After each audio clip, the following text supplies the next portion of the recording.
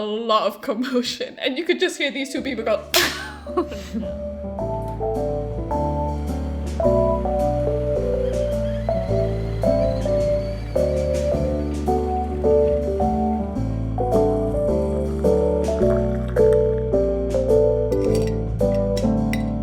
Hello, welcome to Tell Me Over Tea. I'm Sylvie. I'm Stephanie. I'm Lois. And today we will be talking about streets and strangers, different people we meet on the street, funny encounters, do we talk to strangers, and if we have one of those faces.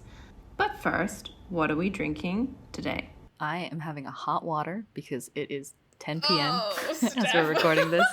So I have converted into hot water territory. I am also on the water wagon. I am having a glass of water because it is 10 p.m. here in Hong Kong. If only the listeners could see me. I am shaking my head so hard right now.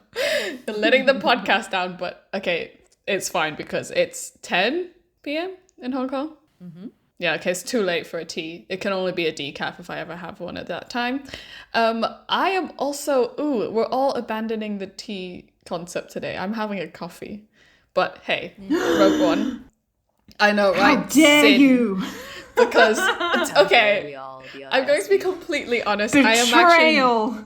I'm more of a coffee drinker than a tea drinker, but this podcast has made me kind of delve into the world of teas. So far, I am enjoying myself, but at the end of the day, I'm definitely someone who has a coffee a day. And so I just made myself a drip coffee. So I used like the V60 and I did a little swirly thing. And it's beans that I bought from a local London coffee chain called Monmouth, and the beans are from Bolivia. It's called Finca Dema. Hope I'm not butchering it. The flavor profile is really nice. It's kind of citrusy and nutty. It's really balanced, just how I like it. So I'm gonna have a good episode, I know, because I've got coffee to perk me up now. You're bouncing off the walls. Essentially, I will be bouncing off the walls at 3 p.m. in the afternoon, as you do. It's my cutoff point for caffeine, so let me have it, Sylvie. Monmouth. Good shout. Yeah. Okay, so back to our discussion about strangers. Do we like to talk to strangers? I'm going to straight out and say no. stranger danger. Ooh. Stranger danger. In So school. no for the two of you. Why? Because that's what you learned in school. I learned to not approach people. I learned to not, open myself up to the possibility of whatever strangers have done. Fair That enough. being said, I have since unlearned that.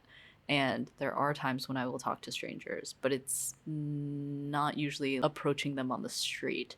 Like if someone strikes up a conversation with me on the MTR, I have had a conversation before.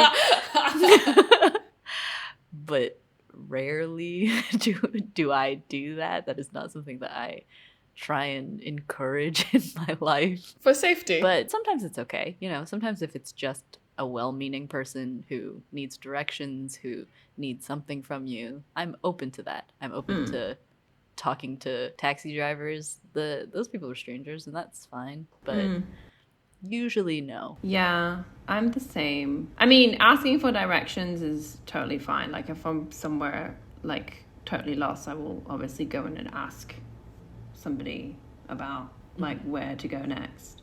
And I think it depends on the situation. Like if there's some sort of commotion or like I need to maybe help in a certain way, then I might ask them like, oh, are you okay? Or like someone looks like they're maybe in trouble or like, but then there's also moments where I'm like, maybe I shouldn't get involved. Also I'm like, I'm not so sure.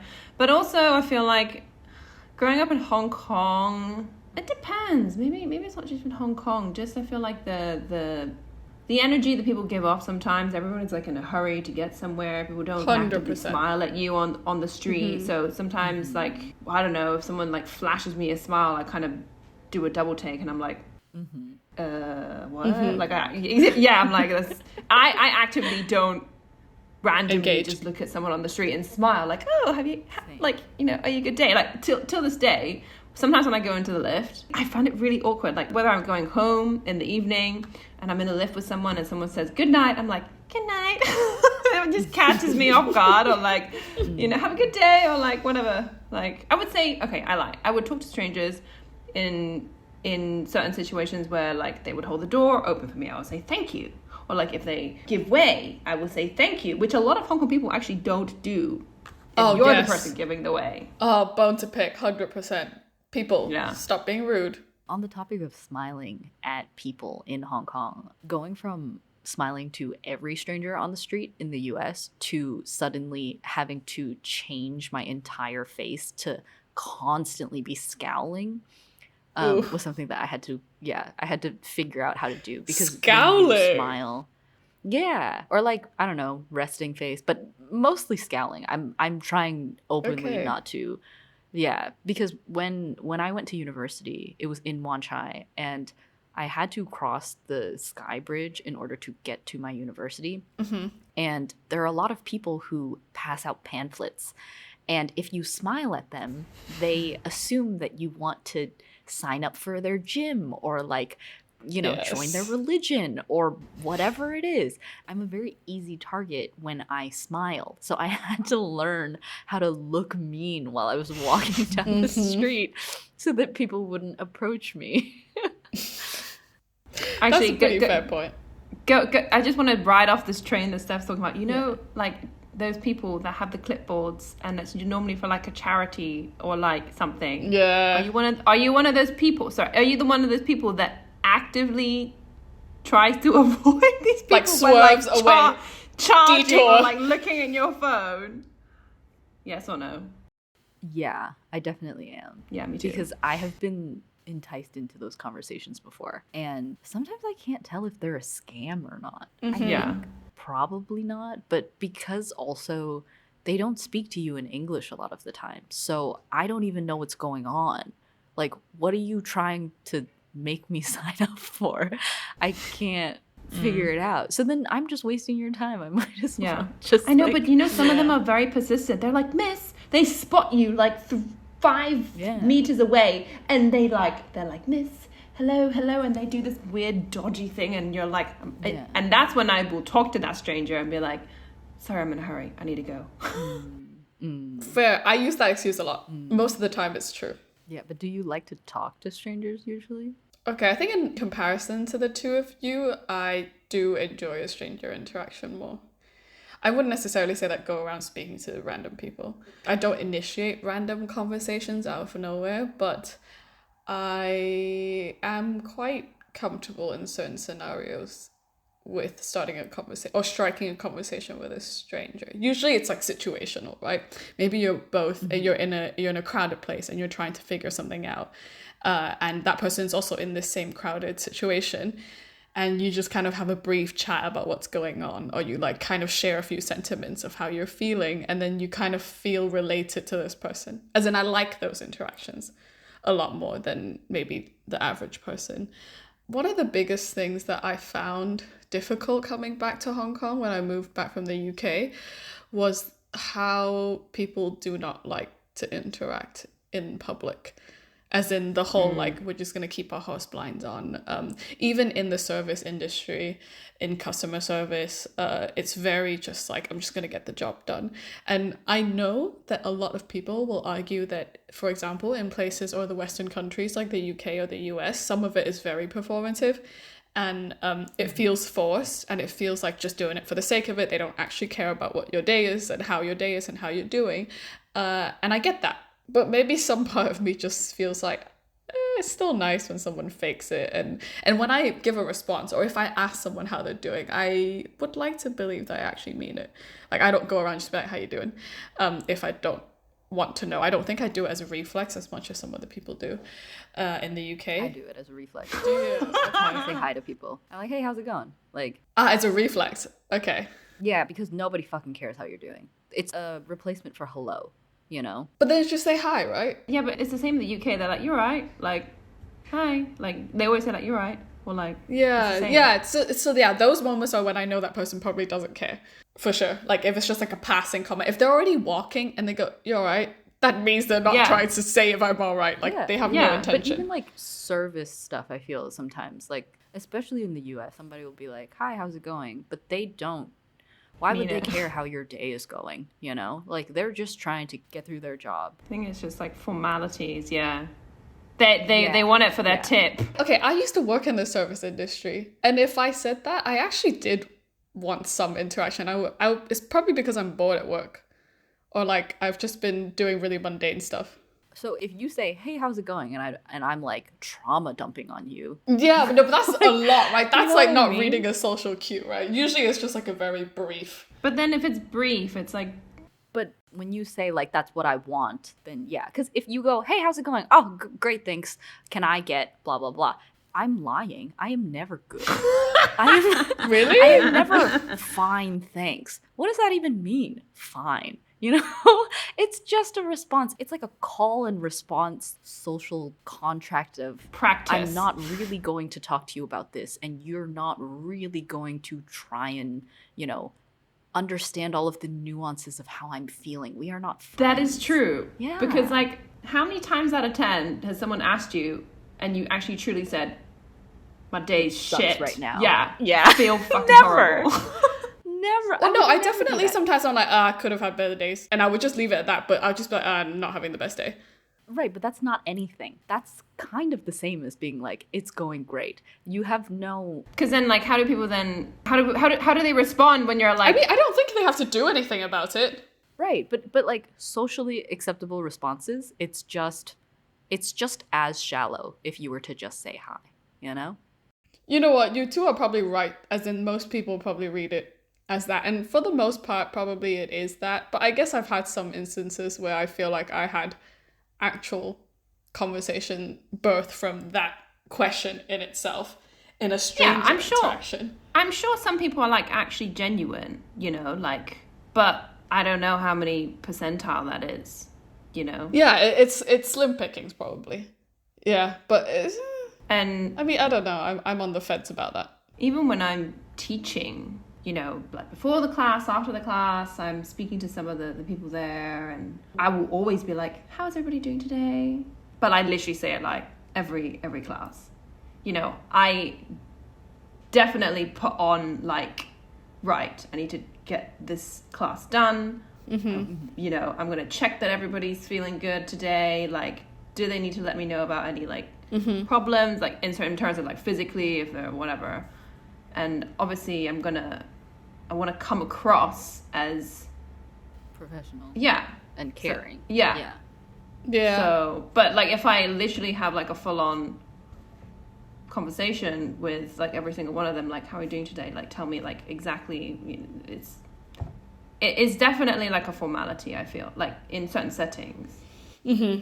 Okay. So in a world where we remove if we were to come at it from a slightly less skeptical or like cynical light. Maybe it's a scenario where you're not encountering with someone who's working, or like you are in a situation, like how you said before, like when you're in a situation where maybe you're stuck in the situation, like, I don't know, you're stuck on the tube and then something crazy was going on in one of the like cars or something. Yeah. Then I don't know. Yeah, like as a situational thing, but like in terms of a day-to-day.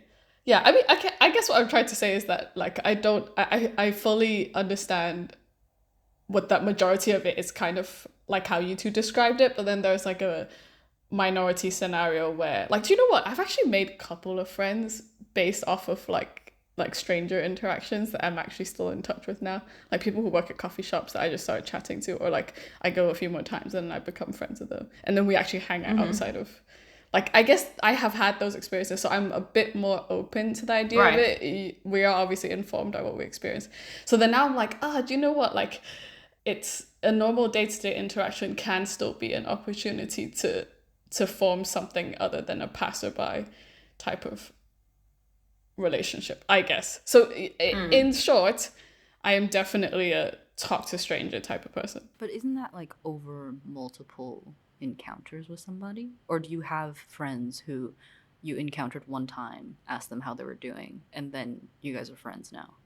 Recently I went to an exhibition, at Tate Modern called it's the Yoko Ono exhibition, and basically it was very interactive, and there were multiple instances where you could be invited to interact with other people. And one of it was basically, there was a piece of paper in the middle of the exhibition hall. It was hanging, there was a hole in the paper, and it instructs you to put your hand through the hole. And the idea is that somebody else would come with their hand to like give you a handshake on the other side, and you can't really see them. And so that happened. Somebody else shook my hand, and we got talking. And then so we had kind of seen each other in the vicinity, and then we got talking. And then we were talking about the exhibition. And then I'd already seen them in my periphery for like the last hour and a half that I've been in the exhibition. So then we kind of related to what we thought about the exhibition so far. And then we got each other's numbers. It was two other girls. And then we kind of talked about what we did for work a little bit, and then saw the rest of the exhibition together. And then I actually went to one of her picnics in a park the other day. So that was a one-off incident where I only saw this person one time, and then they had a picnic with some of their friends. They were like, just come. And then so I just went to meet a bunch of people I've never met before. I can see that, but you are in a setting, in an environment where it encourages like interaction, like in the exhibition. Yeah. Do you understand what I mean? Like, I feel like that facilitated the whole thing, which, you know. It's true. Although I don't think most people interacted in that exhibition, to be very honest with you. Okay, I mean. Yeah, like as in it invites it, but I think it takes a certain type of person too. Exactly, sure. Yeah.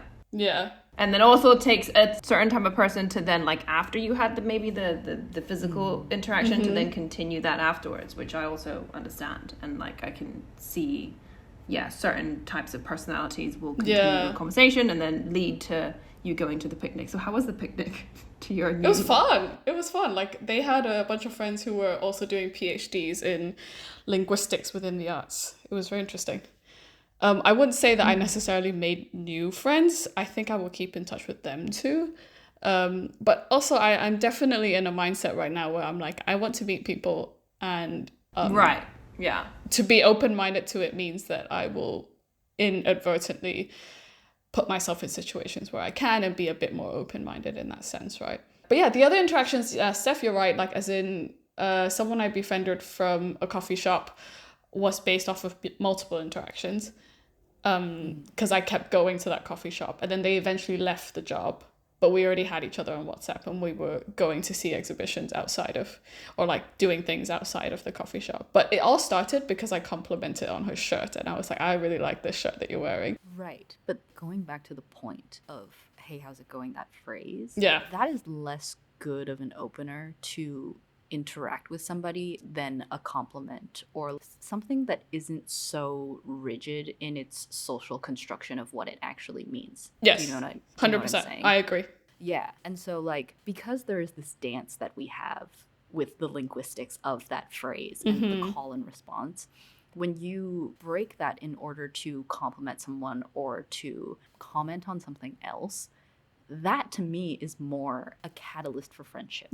Yeah, and in that way, I think I talk to strangers even less. But I think it is a great way to get strangers to become your friends. Interest. By complimenting. Yeah. Yeah, it works. Complimenting, or, noticing something about somebody. Or positive, usually. Things like that people can latch on to. Or curiosity, asking a question about them. Yeah, asking a question that isn't as generic, I think. And I really commend you for doing it, because I want to all of the time. When I see girls who are dressed really well, or when I see, people who just have cool vibes, like, I constantly want to just give people compliments, and I don't usually.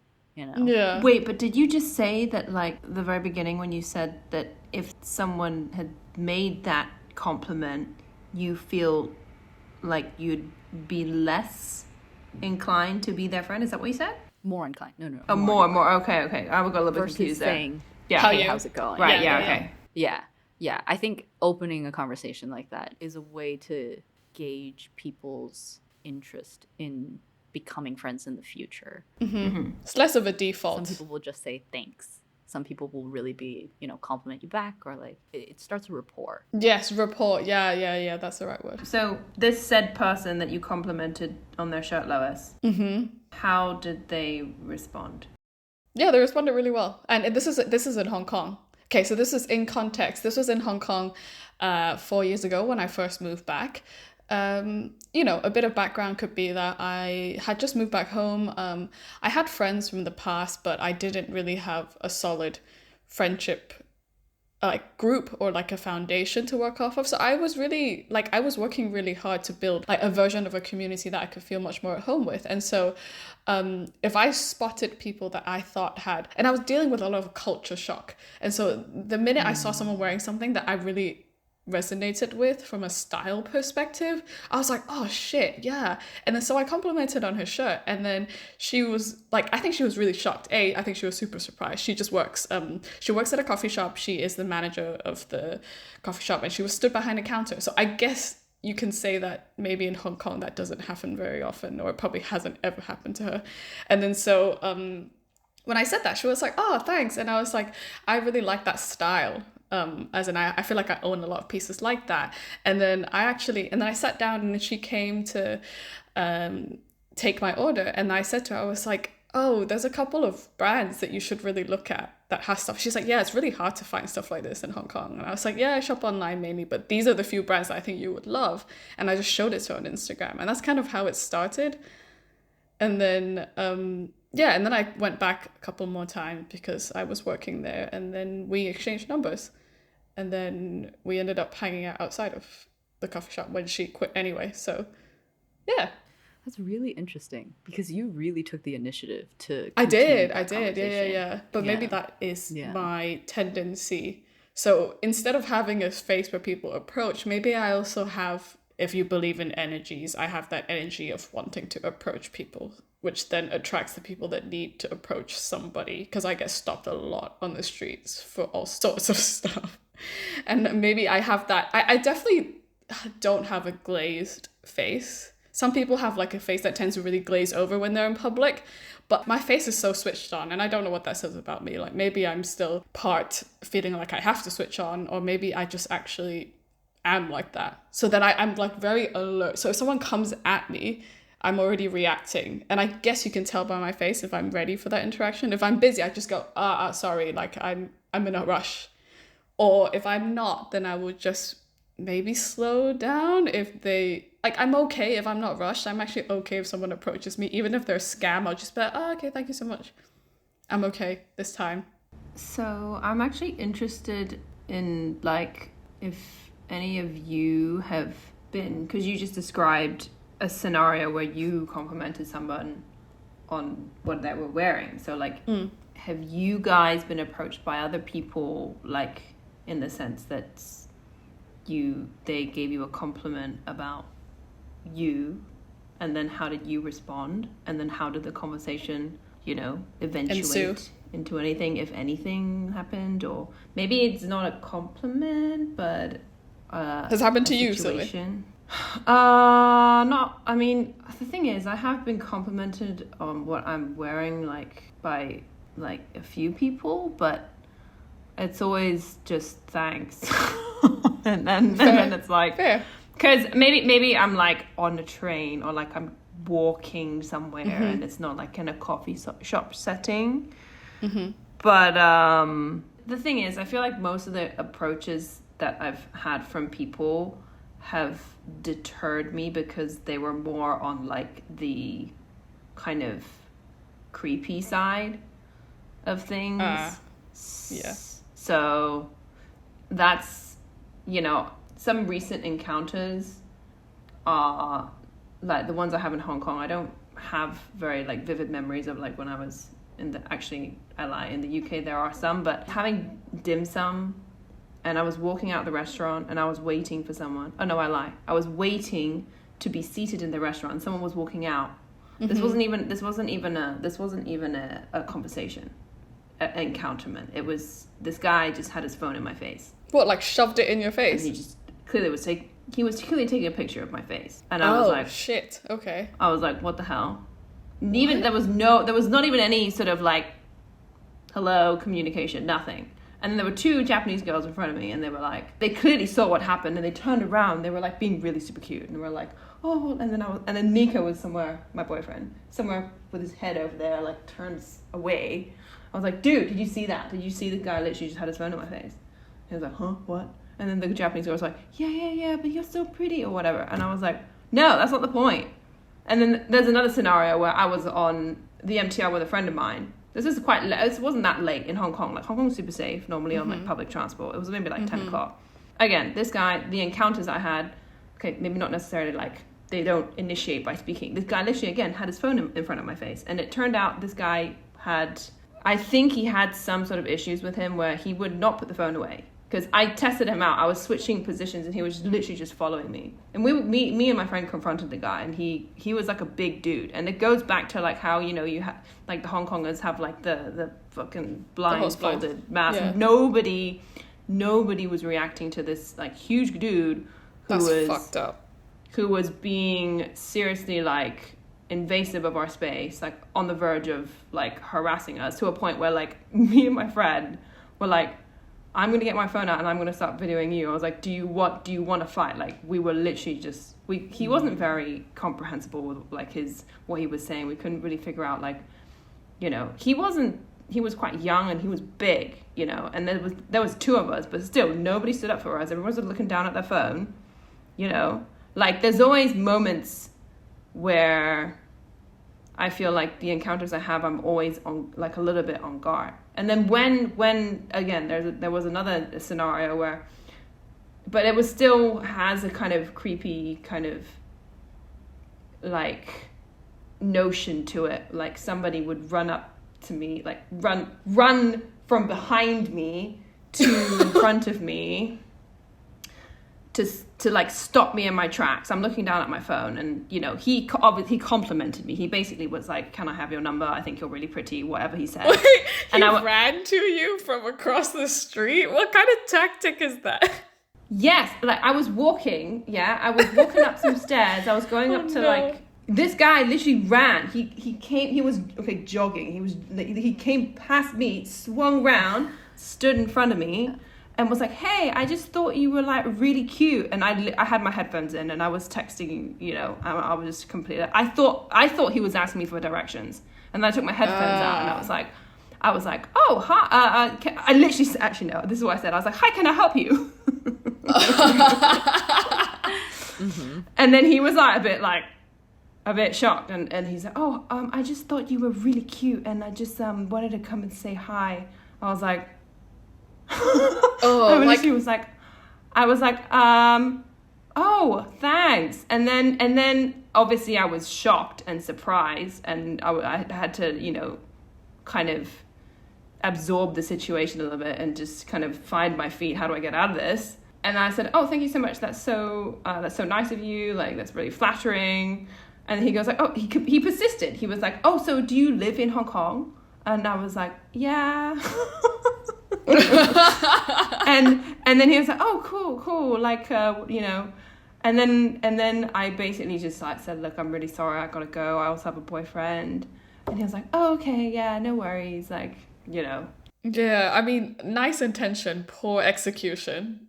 I don't know though. It was kind of weird. Like, was he following me? Like, it's okay, that's true. So I'm always on edge, I feel like, you know, if something is, you know, unless it's maybe a compliment that is very, I mean, obviously it was still a compliment, but, you know, I don't know where it's rooted from and stuff. But like, yeah, I feel like most of the time I'm all on guard, as I said. So I have that resting bitch face. Like I do deter people because I feel like I don't want unwanted, unless what you were saying, Lois, about this energy thing, you know, because the scenario on the MTR on the train where the guy had the phone and he was really squaring up to us and like was following us around, you know, I had to sense it out for a little bit, you know, because I couldn't immediately assume he was videoing me. I literally I was playing around, I was shifting my space, but he was literally following me. So I was like, well, God, I can't just let this slide.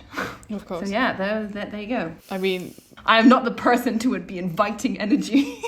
But like, you've had some very jading experiences. I would be jaded if I were you. I don't even want to talk about... actually, there is a very vivid memory of me in the UK. That is also terrifying. Having thought back, shall I share it? Up to you. If you'd like. So bearing in mind, UK gets dark really quickly. And I think it was like, there wasn't really winter, but I was going out to meet some friends. And it was dark, but street lights were on. And I kid you not, I was walking, the tube station was quite far away from where I was living. It was maybe like a good 15, 20 minutes.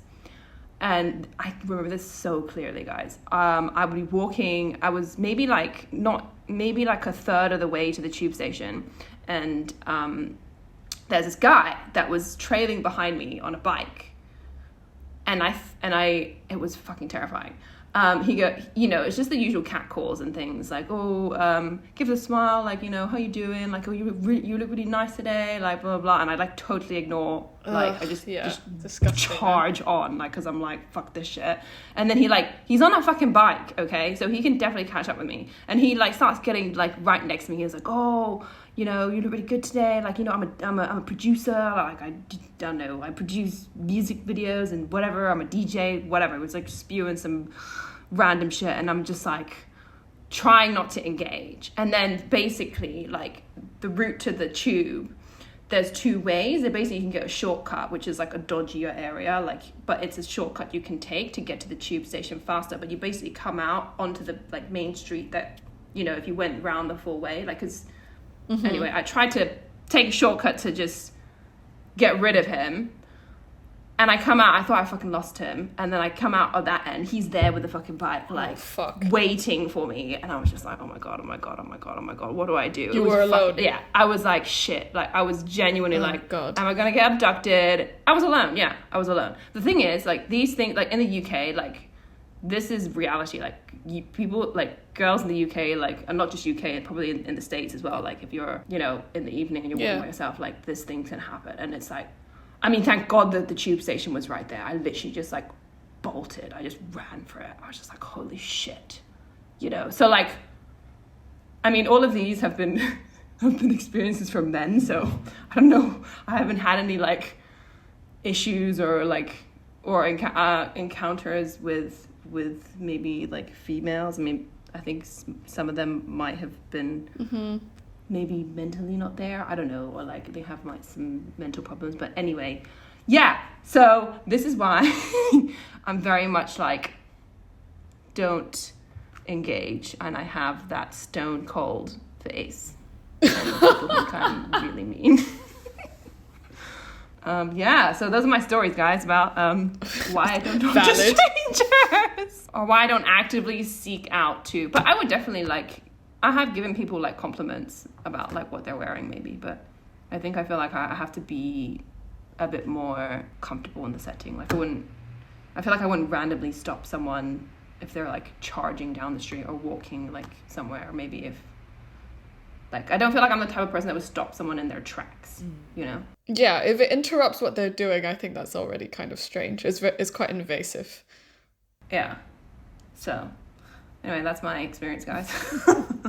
What about you, Steph? I've had similar experiences with people in Hong Kong, similar negative experiences, which is, I think, also why I tend to not talk to strangers. Like, I've had a similar experience, like, on the light rail when I used to live in New Territories, of a guy who also, I think, was, like, potentially developmentally disabled, and I like got into the light rail car and then was just texting my boyfriend at the time, and then I laughed at one of his jokes, and the guy immediately clocked me and came forward and thought that I was like smiling at him. No. And it was only 2 stops, but when I got off, I was fully just like cornered in, one of the, I don't know, one of the next to one of the seats. And when I left, or when I like tried to get off, he grabbed my hand and I turned around and was like, no, and then walked away. No. Yeah. What? Like, actually made physical contact? That's bizarre. But also, standing with him at the time, like, I knew that he wasn't mentally all the way there, Okay. You could definitely tell that something was up. And stuff like this happens, It's like, yeah, it's not great. I have also had like some positive experiences with strangers. I did talk one time with some guy on the MTR, and I don't remember how. I think maybe like my hair was really long at the time, and then it got caught while I was holding on to the railing, And then he said something about how like my hair would never do that because he had short hair. And then I showed him my undercut and I was like, hey, me too. And that was a fun experience. We both laughed about it. He was like an older man, you know, in his 60s maybe. And that was like a fun, you know, interactive thing. And then I got off the MTR. Yes. Yeah. But I think I also am more on the wary side because I understand how easily it can go south. And it sucks to have to be hypervigilant about all of this stuff. But also I understand the world that we live in and it is sometimes very unkind to women. So yeah, I think that's why I have hesitancy towards talking to strangers, or like I don't want to put myself in a situation where I have to get out of it, even though it shouldn't be my fault and the blame shouldn't be put on me. But that's immediately what people will say, like, oh, why didn't you do this? Why didn't you do this? It's like, come on now. Oh, yeah. I feel very impassioned about this topic on how us as women in society have to carry ourselves in order to protect ourselves. Like, as in, I think that's like a whole other thing that we can really delve into. But you know what? When you said about that MTR encounter stuff, it made me laugh because I had a very similar encounter like recently. Definitely within this year with also a middle-aged man in his 50s. The funniest thing was we were in the central MTR, and do you know when, because it's the same platform for when you leave the card if you're just arriving in MTR, and then when you're coming in from central to leave somewhere else on the red line. So it's like there's like the intersection of people getting off and getting on at the final stop basically. And I was getting off to exit central, and this guy was running on because he thought he had to catch a train, but he actually had a lot more time because it was going to be stationary for a while. We had a full on like body slam collision. It was like full blown on the platform. Do you know when two bodies just literally go Oh my god. and then the physics of it I cannot explain in science, but like you just kind of get stuck. You're literally just in each other and you're like arms out, like just slotted in, and you can't get out straight away because of the velocity and like the speed of it. And it was so mortifying because there were so many people walking around on the platform getting off too, so there was like a lot of commotion, and you could just hear these two people go and then I was like, oh fuck. And then I turned to look at the guy who had his head right next to my head because we were both like kind of in an embrace that we didn't really want to be in. And then he was this like 50-year-old Caucasian man, and we both just turned to each other, came out of each other, and just full on bursted out laughing, like hysterics. I was in hysterics, and so was he, and I was so grateful that he found it funny. Because if he didn't, that would have been a totally different story, right? It would have been so much like, what if he was offended? What if he was upset? Like what if he was really in a hurry over to like diss me? But like we both found the humor in it just because it was so ludicrous and it lasted so much longer than we needed it to. Like we were just there for like 5 seconds in a weird embrace, and then we just laughed, and then everyone else around us was like, what the fuck is going on? But then we had a right old time of just laughing at each other. So that was a very cute and very human moment that happened. But obviously it's true. Like I have also had some not very pleasant encounters in public with strangers. It didn't have to be that we were talking. It could be like non-verbal. But then I think I won't delve into this because there's also like a lot of other more positive examples. Because Sylvie, you asked about how if I'd ever been complimented. And recently, actually, I was at a coffee shop, and the man behind the counter said hi, did the whole like, oh, how's your day thing. Like I knew that was like standard coffee shop talk. Like maybe didn't really want to know how my day was. So I just kind of gave a brief answer. And then he actually said like, I really like what you're wearing today. And I was a bit taken aback because I think I get compliments more from women in general if I ever do. Usually, also I'm a bit more generous with giving out compliments to women because often I'm like, that's something I could see myself wearing, for example. Or like, oh, I like this kind of style. So like I was a bit taken aback, and then it actually kind of led to quite a nice interaction. We talked a lot more than just about what I was wearing, and then I talked about what I was doing that day, that I was going to see a museum, and then kind of delve into like my work a little bit, like working in the arts and stuff. So it kind of got a bit deeper than just over the counter talk. And well, do you know what? Like, there was a part two to this story because I had a really great chat, and I actually went back to the coffee shop and he was there again, and we kind of continued the chat where it left off. And yeah, I actually gave this guy my number. I wrote it on a note. I know, I shot my shot. I thought he seemed like a nice person, and I wrote on a note, you seem great. If you want a coffee, this is my number. And I gave my number to him, and I shoved it in his hand at the end of it because I just thought, you know what? I go on and on about how dating apps are difficult these days and modern dating is hard. So I'm like, if I have an opportunity for a real life, natural, organic quote interaction, I'm gonna take it. And so I did. He didn't text me, and obviously you're a bit bummed about it, but I don't know, like I'm a bit like, you know what, I can, if given the right, safe, comfortable circumstance, I will make the most of actual interactions with strangers, because essentially that's the real life way of meeting new people, not on the app.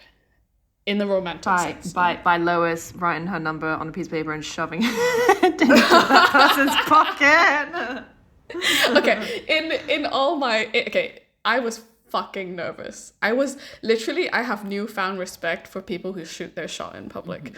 If ever someone comes up to me, as long as it's in a respectful way, it doesn't interrupt my day, I feel like I want to give them my time of day now, because now I understand how difficult and how much like balls or guts it takes to do that, because I was fucking freaking out.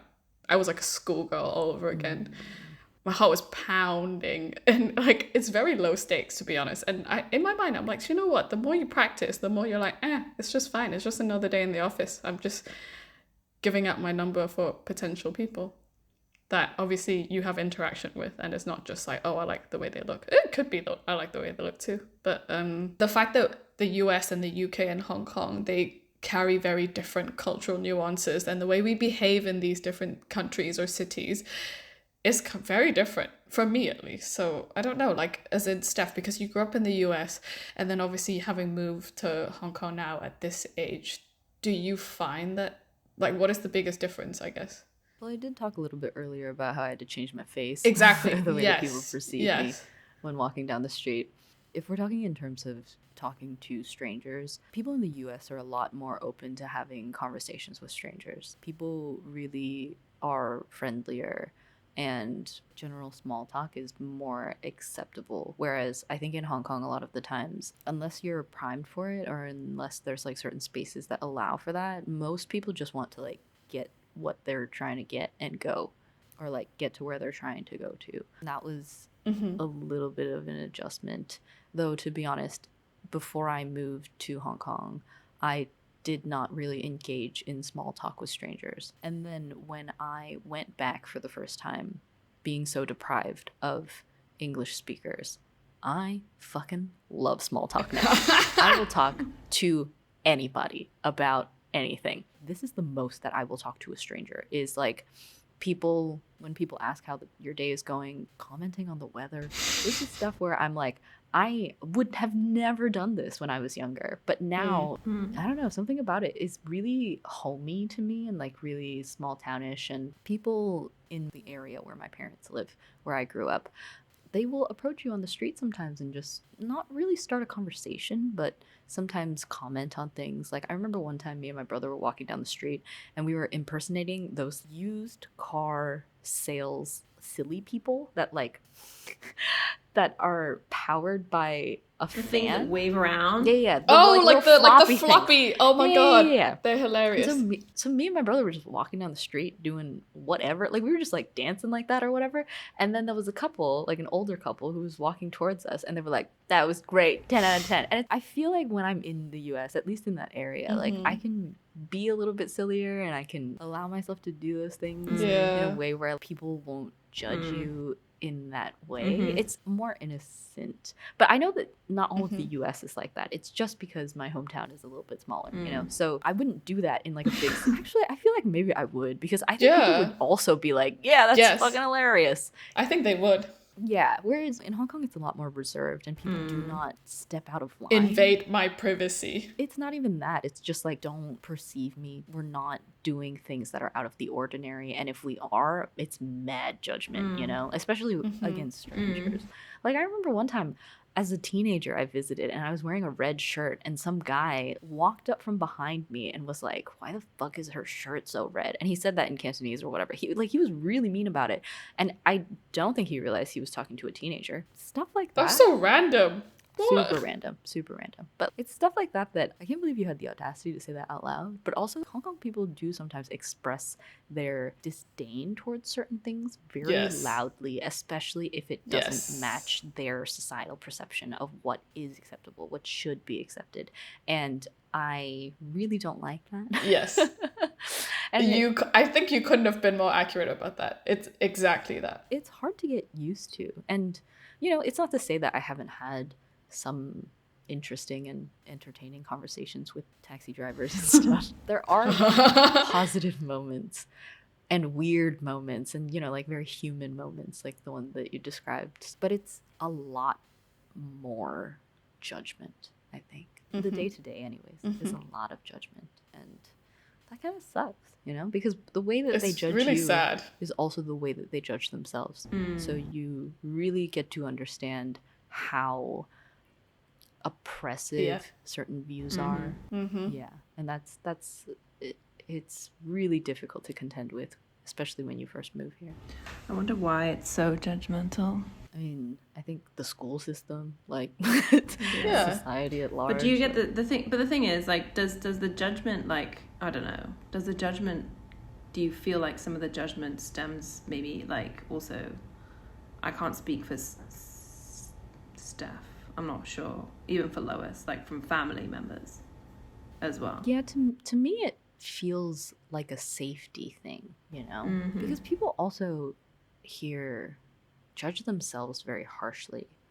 And if I judge myself, or if I say the thing that you are thinking, then it doesn't affect me. You know, like if I call myself fei moi, fat girl, then you can't use that against me. Yes. It's stuff like that that's very hard to grapple with. But it's also like, I have to judge you before you judge me. I have to say all of the things that are negative about you so that you don't in turn examine me because you're too busy being self-conscious about yourself. You know? Damn! That is like mic drop. Yeah, well, sometimes I think it's a little bit more apparent because I did not grow up here. Okay, I see. So in a school system, I felt it a lot. And in public, I felt it a little bit. But that, I don't know. I've thought about it a lot. Yeah, I mean, I clearly, because that is just blown my mind. Because like that's basically like it has it. Yeah, it puts it into like a very good context and like explanation as to why they do it, because interesting. I don't think everybody does this, but it feels more apparent. Like after moving here and after experiencing a lot of the things that I experienced less of or like didn't experience in the US from total strangers or from classmates, from teachers. It took me a really long time to grapple with this because I was like, why is everyone so harsh to each other? Why does everybody follow this set of standards to a T? There's so much less freedom and joy sometimes based off the way that people here operate. And it's not to say that there isn't any. It's just that it's very different from the way that I had experienced societal pressures and all of that growing up. It is more rigid. Steph, that was so insightful. I feel like I'm sat here have like mid epiphany, as in, I don't think anyone has ever put that to me better or has said it in a way that has kind of made me see things so differently. Wow. I mean, I can see exactly what you mean because for the longest time, I think the adjustment of living in the UK versus Hong Kong laid mostly in this internal struggle that I have to conform and to be individualistic. Obviously, in our industry, it encourages you to find your own voice and to have something to say or to be unafraid to express yourself. But we come or grew up in a culture that is deeply rooted in doing the right thing and sticking into a very linear path. And succeeding based off of a standard that's already been built by the society that we were in. And so there's so much conflict around that. And you're so right in saying that a lot of people in Hong Kong are subconsciously, a lot of the time, extremely judgmental because they have an issue with the way they see themselves. And it's not an issue, it's just that they have unresolved feelings as to how they view themselves because of all this judgment that they've been put into for their whole lives. And so I guess like me now having moved back and forth so many times, like this is my second time spending almost half my life in the UK. I spent almost half my life in Hong Kong, and then now I'm back in the UK for a period of time.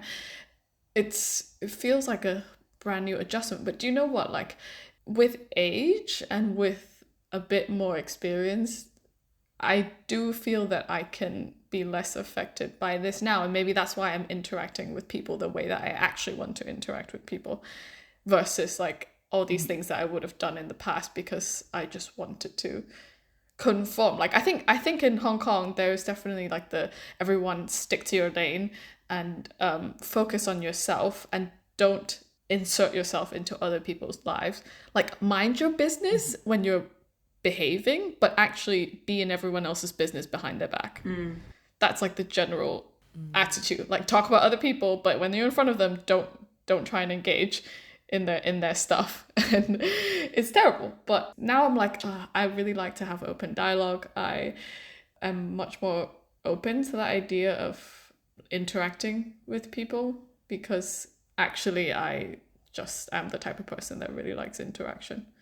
Or like I just like to meet people, and a lot of it comes from a place of also like not wanting to. I feel less lonely when I am talking to or having a connection with other people, and that's probably why like some part of me feels much more comfortable in the UK, because I know that other people will not perceive me differently if I try to make an interaction. Whereas in Hong Kong, people will just shut off, I guess. With the way that all of these episodes end, I think we can always talk more about all of the points that we've made about talking and interacting with strangers, and then also like cultural significance and differences.